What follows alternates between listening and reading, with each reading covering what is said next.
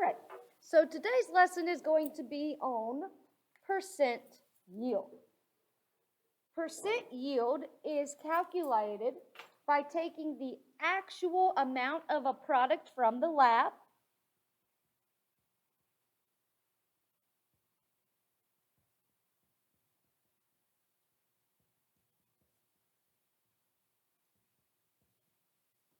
and we are going to divide that by the calculated amount of product.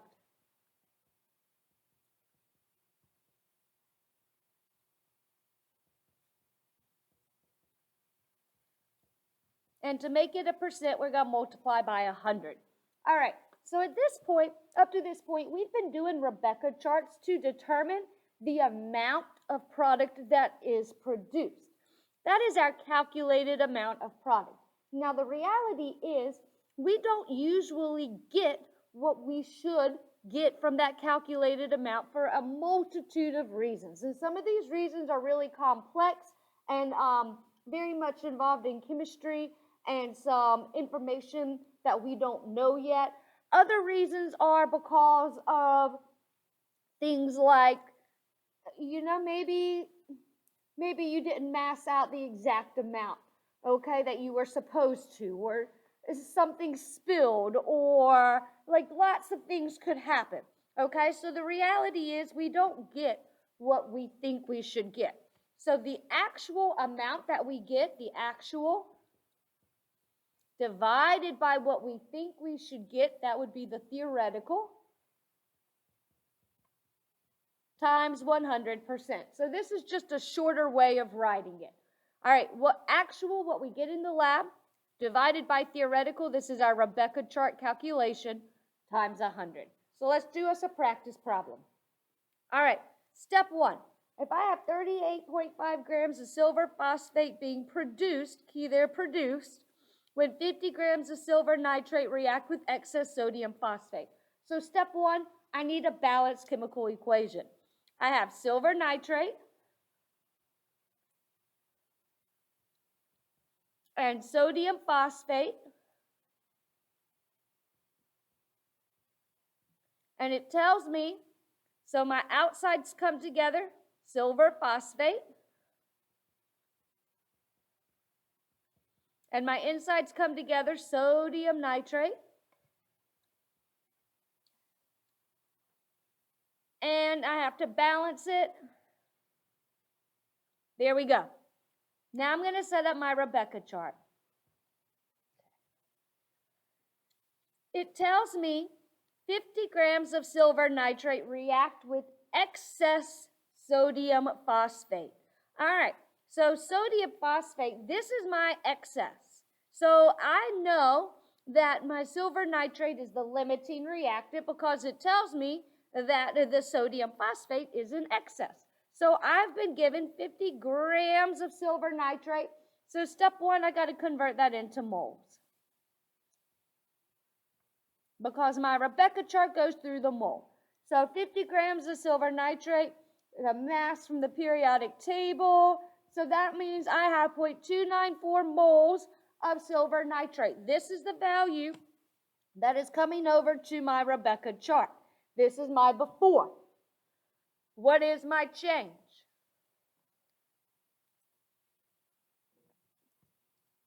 Let me make that a 3 because I have 3 here. Okay.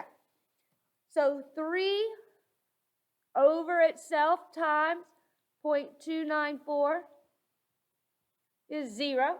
We know this is what's getting used up, the limiting. And it tells me silver phosphate is produced. So here's where I'm headed, the silver phosphate. I have no silver phosphate to begin with. I have a 1:3 ratio times my change. And so when I solve for this, I get 0.0981. If you're confused about what I did here, please go back and watch the video on mole ratios so you can learn how to use a Rebecca chart. Now, we want the percent yield. This is the mole. So I'm going to have to take my mole of silver phosphate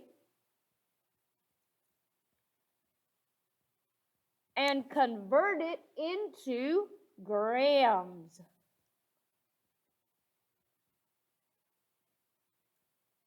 Where 1 mole is the mass of silver phosphate, which we find from the periodic table to be 418.58 grams.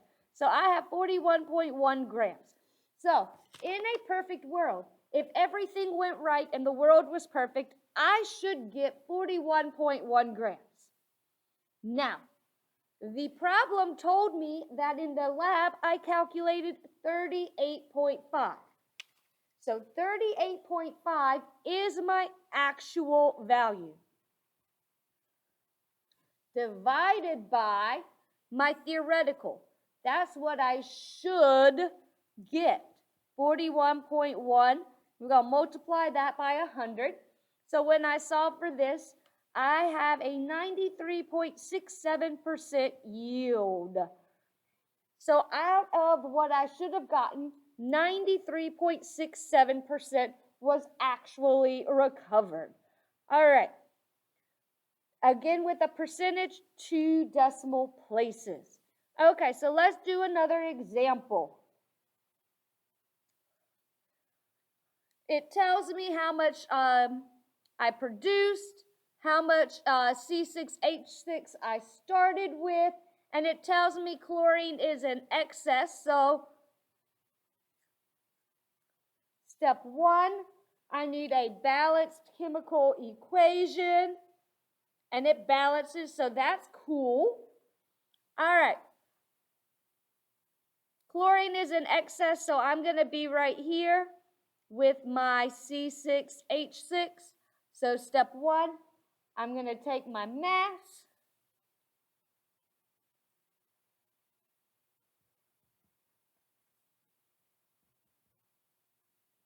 and I'm going to convert it into moles in order to put that into my Rebecca chart. So here is my value of moles to go in my Rebecca chart. All right, it is a 1-to-1 ratio. Now, I'm going to C6H5Cl. That is the amount that I calculated. I have none at the beginning. 1/1. So that is going to give me 0.4711 moles. Now, what is my percent yield? I measured in grams. Percent yield tends to be measured in grams. Why? We don't really have a machine to measure moles, but we do have a balance that will give us the mass in grams. So we're going to now just simply take our moles out and put them in grams, where 1 mole is the mass from the periodic table, which is a 53 grams, C6H5Cl. All right, so if I actually got 38.8 grams, and I should have gotten 53 grams, we're going to multiply that by 100, and that gives us a percent yield of 73.17%.